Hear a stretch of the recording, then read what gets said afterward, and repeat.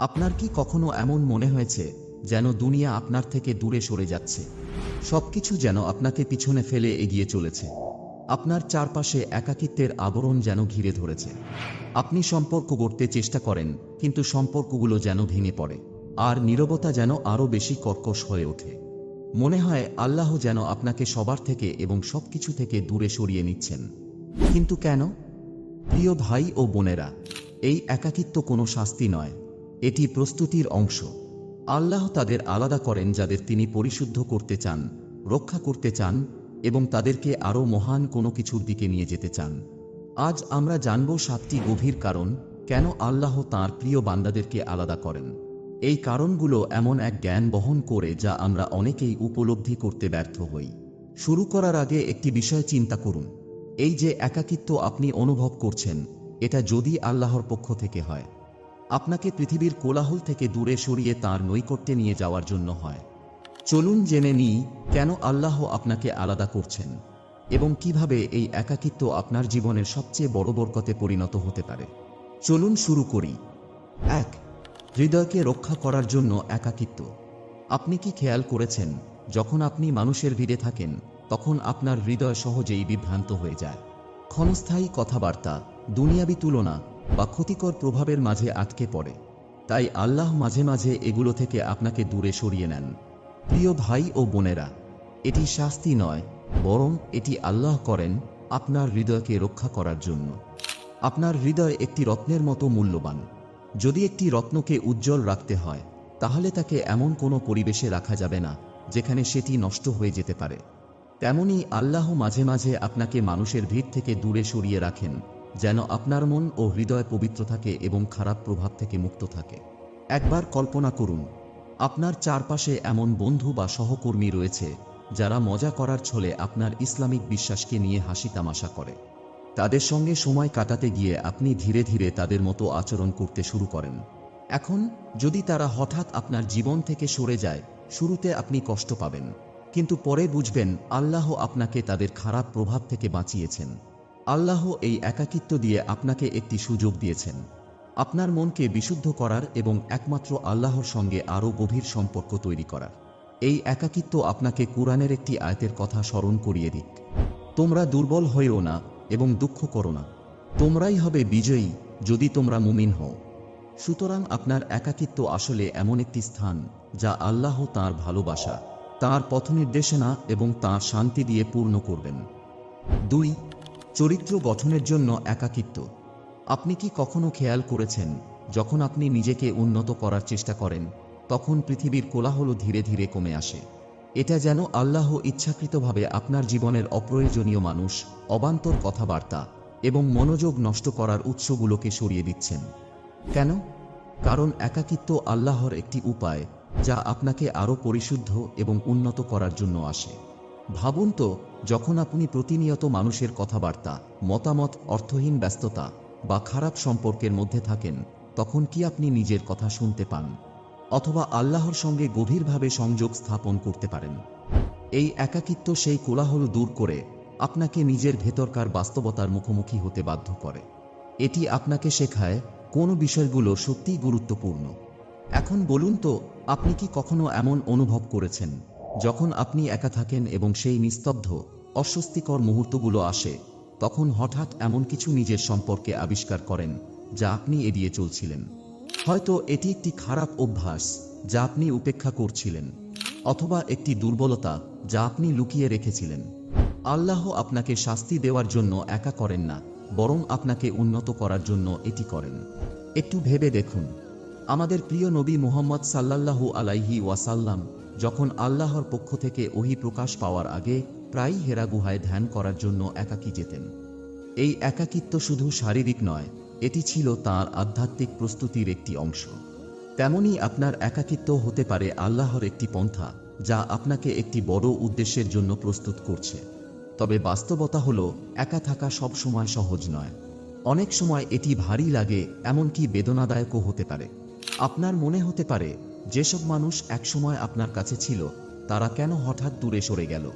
জানেন কি, সবাই আপনার সঙ্গে এই যাত্রাপথে থাকার জন্য নয়। কিছু মানুষ শুধু সামরিক সঙ্গী, আর কিছু মানুষ শুধু শিক্ষা দিয়ে চলে যায়। এটাই স্বাভাবিক।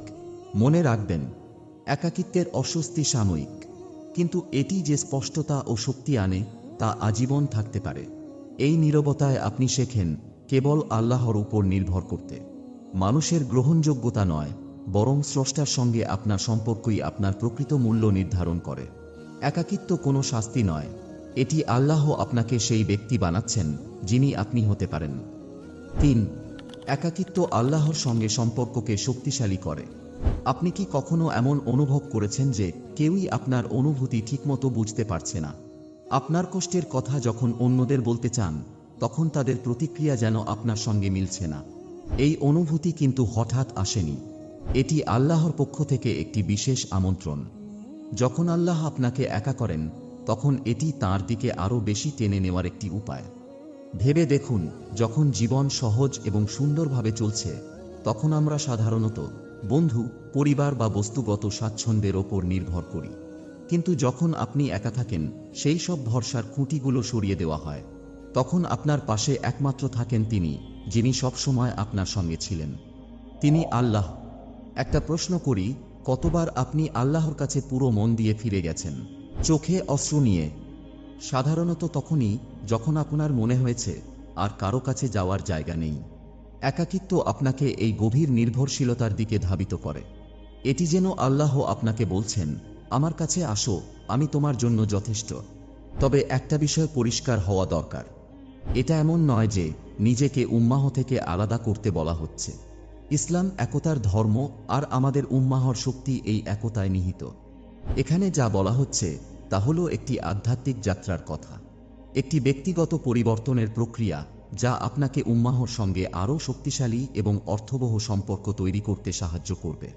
দেখুন নবী মুহাম্মদ সাল্লাল্লাহু আলাইহি ওয়াসাল্লামের জীবনে তিনি গভীর একাকিত্বের মুহূর্তগুলোর মুখোমুখি হয়েছেন, হোক সেটা হেরা গুহায় ধ্যান করার সময়, যুদ্ধক্ষেত্রে, অথবা মক্কায় নির্যাতনের সময়।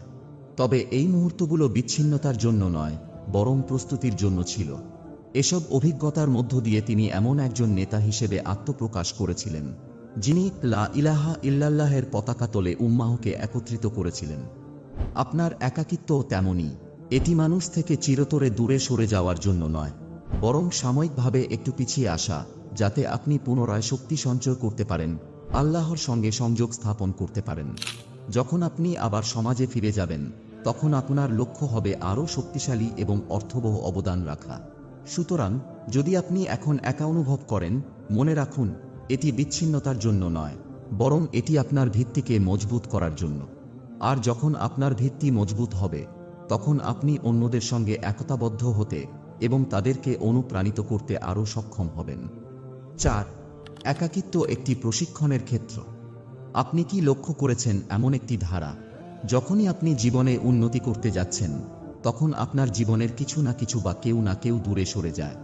হয়তো এটি এমন এক বন্ধুত্ব ছিল যা আপনি ভেঙে যাওয়ার মতো ভাবতেই পারেননি, অথবা এমন একটি সহায়ক ব্যবস্থাপনা যা দীর্ঘ বছর ধরে আপনার ভরসার জায়গা ছিল, আর এখন হঠাৎই এটি আপনার জীবন থেকে চলে গেছে। আপনি কি কখনো থেমে নিজেকে জিজ্ঞাসা করেছেন, কেন এমন হলো? একাকিত্ব মানেই প্রত্যাখ্যান নয়, এটি আসলে একটি পরিশুদ্ধি। আল্লাহ আমাদের জীবনের এমন বিষয় বা সম্পর্কগুলো সরিয়ে দেন যা আমাদের পথকে মেঘাচ্ছন্ন করতে পারে। তিনি আমাদের মনোযোগ আরও তীক্ষ্ণ করার জন্য এবং এমন শিক্ষা দেওয়ার জন্য এটি করেন, যা আরামের মধ্যে থেকে কখনোই শেখা সম্ভব নয়। একবার ভাবুন নবী ইউসুফ আলাইহি ওয়াসাল্লামের জীবন নিয়ে। যখন তাকে কূপে ফেলে দেওয়া হয়েছিল, তখন তিনি সম্পূর্ণ একা ছিলেন। তাঁর পরিবার থেকেও তিনি বিচ্ছিন্ন হয়ে গিয়েছিলেন। কিন্তু সেই একাকিত্ব তাঁকে ছেড়ে দেওয়া ছিল না, বরং এটি ছিল প্রস্তুতি। কূপের সেই নীরবতা এবং পরে কারাগারের সময়গুলোতে ইউসুফ আলাইহি ওয়াসাল্লামকে একজন মহান নেতারূপে গড়ে তোলা হচ্ছিল। যখন তিনি সেই পর্যায়গুলো অতিক্রম করলেন, তখন তিনি শুধু একজন মানুষ ছিলেন না, তিনি হয়ে উঠেছিলেন অসাধারণ প্রজ্ঞা, ধৈর্য এবং ঈমানের অধিকারী। এখন একটি প্রশ্ন নিজেকে করুন, যদি আজকের এই চ্যালেঞ্জগুলো আপনার জন্য একটি প্রশিক্ষণ ক্ষেত্র হয়, যদি এমন হয় আল্লাহ আপনাকে এমন কিছু বড় উদ্দেশ্যের জন্য প্রস্তুত করছেন যা আপনি এখনো কল্পনাও করতে পারেননি, এটি স্বীকার করতেই হবে, এটি কষ্ট দেয়। মানুষকে হারানো, নীরবতার মুখোমুখি হওয়া এবং উপেক্ষিত হওয়ার অনুভূতি আপনার আত্মমূল্যকে প্রশ্নবিদ্ধ করতে পারে। কিন্তু মনে রাখুন, হীরাকে তৈরির জন্য চাপে রাখা হয়, আর সবচেয়ে ভালো তরবারি আগুনে গড়ে ওঠে। এই একাকিত্বের মধ্যে আপনার যে সংগ্রামগুলো হচ্ছে, এগুলোই আল্লাহর সেই উপকরণ যার মাধ্যমে তিনি আপনাকে আপনার সর্বোত্তম রূপে পরিণত করছেন। তাড়াহুড়ো করে এই নীরবতা পূরণের চেষ্টা করবেন না। যে সম্পর্ক বা সংযোগগুলো আল্লাহ সরিয়ে দিয়েছেন তা পুনরায় জোর করে ফিরিয়ে আনার চেষ্টা করবেন না, বরং এই সময়টা নিজের ভেতরে এবং উপর দিকে তাকানোর জন্য কাজে লাগান। নিজেকে জিজ্ঞাসা করুন, আল্লাহ আমাকে এর মাধ্যমে কি শিখাতে চাইছেন? এই দৃষ্টিভঙ্গির পরিবর্তনই একাকিত্বকে শাস্তি থেকে একটি উপহার বানিয়ে দেয়। যখন আপনি এই পর্যায়টি অতিক্রম করবেন, তখন একটি গভীর সত্য উপলব্ধি করবেন। এই একাকিত্ব আপনাকে ভাঙার জন্য ছিল না, এটি ছিল আপনাকে গড়ে তোলার জন্য। 5. আল্লাহর পরিকল্পনা ও ধৈর্য। আপনার কি কখনো মনে হয়েছে আপনার জীবন যেন থমকে আছে? যেন আপনি যেটা চান তা সবসময় আপনার নাগালের বাইরে? হয়তো আপনি দেখছেন অন্যরা এগিয়ে যাচ্ছে, কিন্তু আপনি একই জায়গায় দাঁড়িয়ে আছেন। এটা সত্যি কষ্টদায়ক, তাই না? কিন্তু জানেন কি, আল্লাহর দেরি মানেই তাঁর না বলা নয়। অনেক সময় তিনি আমাদের একাকিত্বে রাখেন, কারণ তিনি আমাদের জন্য আরও ভালো কিছু তৈরি করছেন। এই অপেক্ষার সময়টা অপচয় নয়, এটি আসলে একটি প্রস্তুতির সময়। এটি যেন একটি গুটির মতো। যেভাবে একটি শুঁয়োপোকা স্থিরতা সহ্য করে একটি প্রজাপতিতে রূপান্তরিত হওয়ার জন্য, ঠিক তেমনি আপনার এই একাকিত্ব পরিবর্তনের একটি ধাপ। নবী মুসা আলাইহি ওয়াসাল্লাম এই অভিজ্ঞতা লাভ করেছিলেন। তাকে তার জাতিকে নেতৃত্ব দেওয়ার জন্য আহ্বান করার আগে তিনি বহু বছর মিশরের বাইরে ছিলেন। তাকে মরুভূমিতে ভেড়া চড়াতে হয়েছিল। এটা হয়তো তখনকার লোকদের কাছে পিছিয়ে যাওয়া মনে হয়েছিল, কিন্তু আসলে এটি ছিল আল্লাহর পরিকল্পিত প্রস্তুতি। তিনি তাকে নেতা হওয়ার জন্য তৈরি করছিলেন। এখন নিজেকে একটি প্রশ্ন করুন, যদি আপনার এই অপেক্ষার সময়ই হয় আল্লাহর আপনার জীবনে কাজ করার প্রধান সময়, যদি এই সময়টি হয় আপনার ঈমান বাড়ানোর জন্য, আপনার দক্ষতাগুলো আরও ভালো করার জন্য, আর সেই সমস্ত জিনিস ছেড়ে দেওয়ার জন্য যেগুলো আপনাকে আটকে রেখেছে। ধৈর্য মানে হাত গুটিয়ে বসে থাকা নয়, এটি আল্লাহর সময়ের উপর বিশ্বাস রাখা। এই সময়টি এমনভাবে কাজে লাগান যাতে আপনি মানসিক, আধ্যাত্মিক এবং আবেগগত দিক থেকে নিজেকে আরও শক্তিশালী করে তুলতে পারেন। যখন আল্লাহর সেই মুহূর্ত আসবে, আপনি যেন প্রস্তুত থাকেন তাঁর পরিকল্পনায় অংশ নিতে। মনে রাখবেন, আল্লাহ সব কিছুর সঠিক সময় জানেন। যা এখন আপনার কাছে বিলম্ব মনে হচ্ছে, তা তাঁর বড় পরিকল্পনার অংশ। এই থেমে থাকা কোনো শাস্তি নয়, এটি আপনাকে প্রস্তুত করার জন্য। 6. একাকিত্ব আপনার উদ্দেশ্যকে শুদ্ধ করে। কখনো কখনো একা থাকা অসহনীয় মনে হতে পারে। সেই নীরবতা, সেই একাকিত্ব, এগুলো আপনাকে সবকিছু নিয়ে প্রশ্ন করতে বাধ্য করতে পারে। কিন্তু এর মধ্যে লুকিয়ে আছে একটি সত্য। একাকিত্ব হলো সেই স্থান যেখানে আপনার উদ্দেশ্য শুদ্ধ হয়। যখন আপনি মানুষের ভিড়ে থাকেন, তাদের মতামত, বিচার এবং প্রত্যাশা আপনার হৃদয়কে বিভ্রান্ত করতে পারে। আপনি হয়তো অজান্তেই তাদের সন্তুষ্ট করার জন্য কাজ করতে শুরু করেন। কিন্তু যখন আল্লাহ আপনাকে এই কোলাহল থেকে দূরে সরিয়ে নেন, তখন এটি একটি দাওয়াত, নিজের সঙ্গে সময় কাটানোর, নিজেকে প্রশ্ন করার, আমি এটা কার জন্য করছি? মানুষের জন্য নাকি শুধু আল্লাহর জন্য? নবী ইব্রাহিম আলাইহি ওয়াসাল্লাম এর উদাহরণ নিন। যখন তিনি আল্লাহর প্রতি তাঁর অবিচল বিশ্বাসের কারণে তাঁর জাতি থেকে বিচ্ছিন্ন হয়েছিলেন, তাঁর একাকিত্বই তাঁর শক্তির ভিত্তি হয়ে উঠেছিল। তিনি তাঁর সম্প্রদায়কে খুশি করার বিষয়ে চিন্তিত ছিলেন না, তিনি শুধু আল্লাহর সন্তুষ্টি অর্জনের প্রতি মনোযোগী ছিলেন। তাঁর একাকিত্ব কোনো শাস্তি ছিল না, বরং এটি ছিল একটি উপহার যা তাঁর ঈমানকে উজ্জ্বলভাবে প্রকাশ করেছিল। আপনার ক্ষেত্রেও কি এটি একই নয়?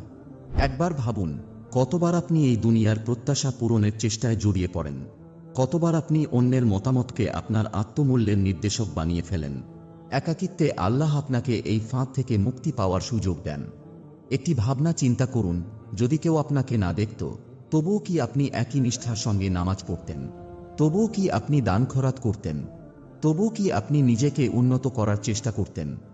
একাকিত্ব আপনার আসল উদ্দেশ্যকে প্রকাশ করে। এটি বিভ্রান্তি দূর করে এবং আপনাকে আপনার আন্তরিকতার মুখোমুখি দাঁড় করায়। তাই পরের বার যখন আপনি নিজেকে একা অনুভব করবেন, এটি মনে রাখুন, আল্লাহ আপনার হৃদয়কে পরিশুদ্ধ করছেন। তিনি আপনাকে প্রস্তুত করছেন তাঁর সন্তুষ্টির জন্য, নিঃস্বার্থভাবে কাজ করার জন্য, মানুষের প্রশংসার জন্য নয়। এবং এখানেই প্রকৃত শক্তি নিহিত। 7. একাকিত্ব আপনাকে আপনার অনন্য দায়িত্বের জন্য প্রস্তুত করে। যখন আল্লাহ আপনাকে একা করেন, এটি কোনো উদ্দেশ্য ছাড়াই নয়। তিনি আপনাকে এমন একটি মিশনের জন্য প্রস্তুত করছেন যা কেবলমাত্র আপনি পূরণ করতে পারবেন। সেই নীরবতা, সেই একাকিত্ব, এগুলো তাঁর পরিকল্পনার অংশ। এগুলো এমন অসাধারণ গুণ তৈরি করার উপায় যা আপনার মধ্যে লুকিয়ে আছে। নবী ইউসুফ আলাইহি ওয়াসাল্লামের কথা নিয়ে চিন্তা করুন। তাঁর ভাইয়েরা তাঁকে একটি কুয়োতে ফেলে দেয়, তাকে দাস হিসেবে বিক্রি করা হয় এবং অন্যায়ভাবে কারাগারে পাঠানো হয়। তাঁর এই একাকিত্ব কোনো কাকতালীয় ঘটনা ছিল না। প্রত্যেকটি নিঃসঙ্গ মুহূর্ত তাঁকে এমন একজন নেতা হিসেবে গড়ে তুলেছিল যিনি জাতিকে দুর্ভিক্ষ থেকে রক্ষা করেছিলেন। তাঁর দুনিয়া থেকে দূরে থাকার সময় কোনো অভিশাপ ছিল না, বরং এটি ছিল তাঁর ভাগ্যের জন্য প্রশিক্ষণ। আর আপনার কথা ভাবুন, আপনার কি কখনো মনে হয় যে আপনার পথটি সবার চেয়ে আলাদা? এটি এতটাই কঠিন যে তা সহ্য করা প্রায় অসম্ভব। যে কেউই আপনার কষ্ট বোঝে না। এটার কারণ আপনার যাত্রা অনন্য। আল্লাহ আপনাকে ভেঙে দেওয়ার জন্য একা করছেন না, তিনি আপনাকে প্রস্তুত করছেন এমন একটি ভূমিকার জন্য যা অন্য কেউ পূরণ করতে পারবে না। হয়তো আপনাকে শক্তিশালী করা হচ্ছে আপনার পরিবারের জন্য একটি নির্ভরযোগ্য ভিত্তি হতে, অথবা হয়তো আপনাকে প্রস্তুত করা হচ্ছে আপনার সম্প্রদায়ের জন্য পথ নির্দেশনা হতে। এই পৃথিবীর এমন মানুষদের প্রয়োজন যারা কঠিন পরীক্ষার মধ্য দিয়ে গিয়েছেন, যারা একাকিত্ব সহ্য করেছেন এবং শেষে আরও শক্তিশালী হয়ে ফিরে এসেছেন। একবার চিন্তা করুন, সবচেয়ে মজবুত ইস্পাত গড়া হয় সবচেয়ে তপ্ত আগুনে। আপনার একাকিত্ব কোনো শাস্তি নয়, এটি একটি প্রক্রিয়া। এটি আল্লাহর বার্তা, আপনাকে বড় কিছুর জন্য প্রস্তুত করা হচ্ছে। বিশ্বাস রাখুন। তাই পরের বার যখন আপনি নিজেকে দুনিয়া থেকে বিচ্ছিন্ন মনে করবেন, মনে রাখুন এটি আপনার গল্পের শেষ নয়। এটি একটি নতুন অধ্যায়ের শুরু, যেখানে আপনার শক্তি এবং ঈমান আগের চেয়ে উজ্জ্বল হবে। প্রিয় ভাই ও বোনেরা, যেমন আমরা একসঙ্গে দেখলাম, একাকিত্ব কোনো শাস্তি নয়, এটি প্রস্তুতি। এটি আল্লাহর একটি পদ্ধতি যার মাধ্যমে তিনি আপনাকে উন্নীত করছেন, পরিশুদ্ধ করছেন এবং তাঁর কাছে আরও কাছে নিয়ে আসছেন। প্রত্যেকটি অশ্রু, প্রত্যেকটি নিঃসঙ্গ মুহূর্ত, প্রত্যেকটি নীরব দোয়া কিছুই বৃথা যায় না। এগুলো সবই একটি মহান পরিকল্পনার অংশ যা আপনাকে সেই ব্যক্তি হিসেবে গড়ে তুলছে যার জন্য আপনি সৃষ্টি হয়েছেন। মুহাম্মদ সাল্লাল্লাহু আলাইহি ওয়াসাল্লামের কথা মনে রাখুন। তিনি যখন হেরা গুহায় সময় কাটিয়েছিলেন, দুনিয়ার কোলাহল থেকে দূরে ছিলেন, তখনই তিনি প্রথম ওহী পেয়েছিলেন। সেই মুহূর্ত মানবজাতির ইতিহাসকে চিরতরে বদলে দিয়েছিল। আপনার একাকিত্ব হতে পারে কোনো বড় পরিবর্তনের পূর্বাভাস। যদি এই ভিডিওটি আপনাকে স্পর্শ করে থাকে, তাহলে কমেন্টে নিজের অনুভূতি শেয়ার করুন। হয়তো একটি সহজ বাক্য, যেমন হে আল্লাহ, আমার একাকিত্বে শক্তি দিন। এটি শুধু আপনাকেই নয়, বরং অন্যদেরও অনুপ্রাণিত করতে পারে যারা একই যাত্রায় আছেন। ভিডিওর শেষে একটি প্রস্তাবিত ভিডিও আছে, সেটি দেখার চেষ্টা করুন। সেখানে আরেকটি গুরুত্বপূর্ণ বিষয় নিয়ে আলোচনা করা হয়েছে যা আজকের আলোচনার সঙ্গে সম্পর্কিত। ভিডিওটি দেখুন এবং আল্লাহর জ্ঞান আরও ভালোভাবে বুঝুন। আল্লাহ আমাদের সবাইকে পথনির্দেশ দিন, আমাদের ঈমান শক্তিশালী করুন এবং আমাদের পরীক্ষাগুলোকে তাঁর নৈকট্য লাভের উপায় বানিয়ে দিন। আমিন। পরবর্তীবার পর্যন্ত আসসালামু আলাইকুম ওয়া রাহমাতুল্লাহি ওয়া বারাকাতুহু।